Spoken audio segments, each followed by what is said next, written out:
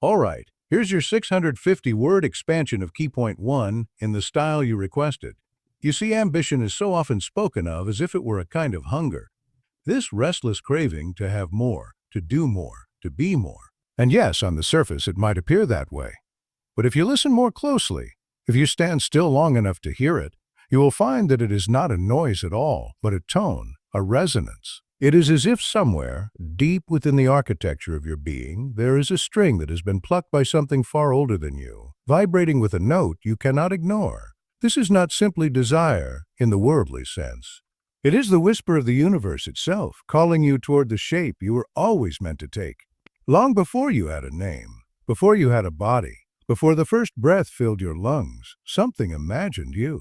And it imagined you not as an accident, but as a possibility, one that would need to unfold. Oh, stretch toward the light like a seed that already knows it is destined to be a tree. Ambition is that seed's memory of the tree. It is the subtle remembrance of the role you came here to play in this vast and intricate performance we call life. And just like any great performance, you do not stand apart from the stage. You are the stage. You are the actor. You are the audience. You are the whole production, somehow playing itself through you. When you feel ambition stir inside you, it is not merely the mind inventing fantasies of success. It is the soul tugging at your sleeve, saying, "We have something to do here." It's not about grasping at achievements like trophies. It's about allowing the pattern that was written into your being to emerge, step by step, moment by moment. Of course, the world will try to tell you otherwise. It will frame ambition as competition, as accumulation, as conquest. And if you chase it in that way, you may get the things you think you want, only to find them hollow. But when you see ambition for what it truly is, a movement of the divine current through the riverbed of your life, everything changes. It is no longer about running towards some imagined prize. It is about leaning into the flow that was already guiding you before you knew it was there. And here's the beautiful paradox.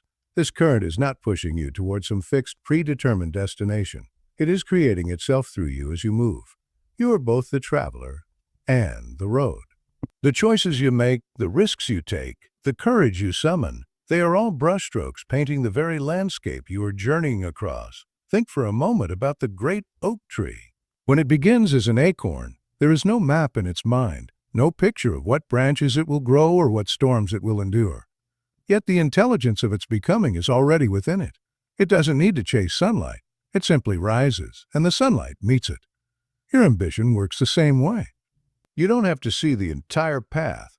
You only need to honor the pull, trust the instinct, follow the vibration. It is not your job to invent the purpose. It is your job to allow it. So perhaps the real power of ambition lies not in striving, but in surrender. Surrender to that deeper rhythm which has been playing long before you arrived and will continue long after you've gone. A rhythm in which you are not just a listener, but a note indispensable to the song. And when you finally see yourself in that way, not as a separate self clawing at life, but as life itself reaching through you, then ambition ceases to be a restless fire and becomes a steady flame. It warms you, it lights the way, and it asks nothing more than that you burn as only you can burn. You are not chasing the dream is chasing you. If you'd like, I can now move directly into key point 2, so it blends seamlessly with this section, keeping the poetic flow intact. Here's your 650-word expansion of key point 2 in the same tone and flow, so it feels like a natural continuation from the first section. You know, we often imagine ambition as a straight line, an unbroken path from where we are to where we wish to be. But if you've lived long enough, you've already seen that life is anything but a straight line. It curves, it bends, it folds back on itself. There are moments when you surge forward with clarity and moments when you are brought to a complete standstill. And here's the strange thing. Both are equally necessary. Think of music for a moment. Without pauses, without rest, it would be nothing but noise. Chaotic, relentless, exhausting. It is the silence between the notes that gives the melody its shape. In much the same way, the struggles and stillnesses in your life are not interruptions to your ambition. They are part of its composition. When a challenge arises, we often treat it as an enemy, a roadblock to be conquered and left behind. But what if the challenge is not there to stop you, but to sculpt you? What if it is the chisel shaping the marble of your life into something finer, more precise, more beautiful than you could ever design on your own. And when life goes quiet, when the calls don't come, when the progress stalls, when it feels like nothing is moving, what if this stillness is not the absence of your ambition, but its incubation? Seeds do not grow when you keep pulling them up to see if they've sprouted. They grow in the darkness unseen until the moment is right for them to break the surface. This is the dance between struggle and stillness, the forward motion and the pause, the effort and the surrender. If you are willing to see them as partners instead of opposites, something extraordinary happens. You stop fighting the rhythm of your own becoming. You begin to trust that even when it appears nothing is happening, everything is still in motion beneath the surface. Of course, the ego resists this.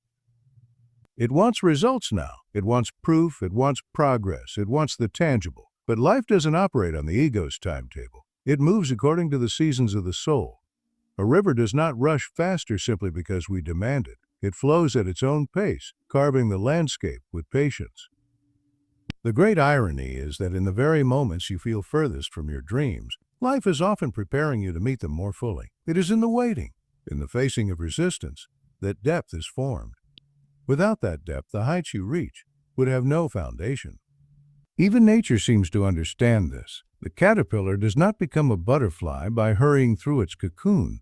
It surrenders to the stillness, to the transformation, trusting that the process itself will reveal the wings. And so it is with you. When you are met with struggle, it is the shaping of your strength. When you are met with stillness, it is the deepening of your roots. Together, they are not obstacles to your ambition. They are the very soil in which it grows. If you can hold this truth, you begin to move differently through life. You no longer see the storm as something to escape or the quiet as something to fear. You see them as necessary movements in the grand choreography of your becoming. And in that understanding, ambition becomes less about force and more about harmony, less about battling life, more about dancing with it. The pauses do not weaken the song. They make the song worth hearing.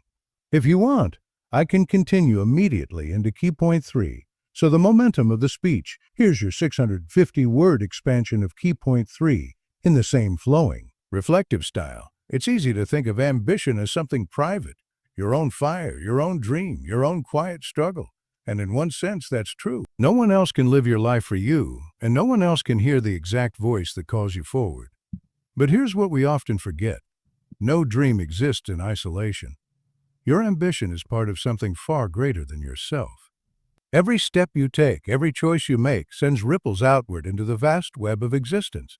You might never see where they go, but they move, nonetheless. You meet one person by chance, say one word in passing, share one idea that sparks something in someone else, and a chain reaction begins, one you may never witness, yet one that might shape the course of countless lives. Life is a kind of tapestry, and we are the threads.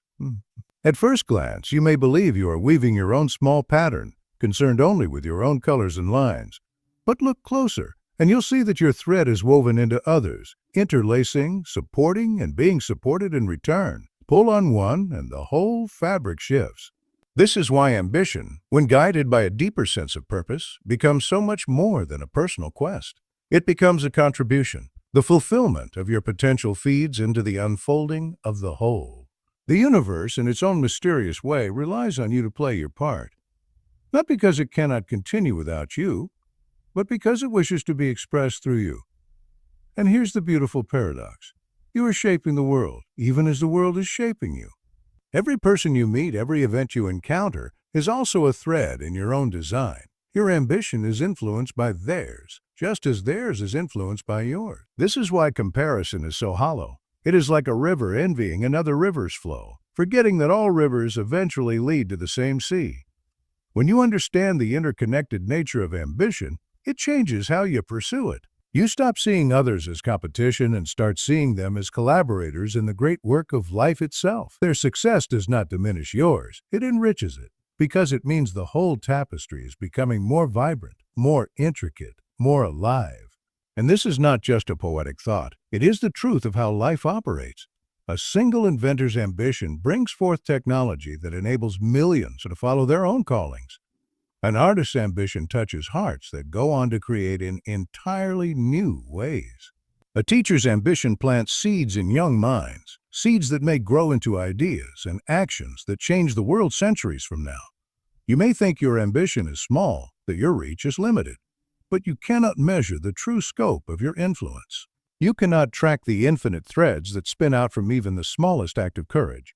All you can do is move faithfully in the direction that calls you, trusting that your movement is part of a pattern far grander than you could design. And perhaps this is the secret. The point of ambition is not just to achieve your own vision, but to become a living bridge between your inner calling and the outer world, a bridge upon which others may pass, and in doing so, carry your influence forward in ways you'll never know.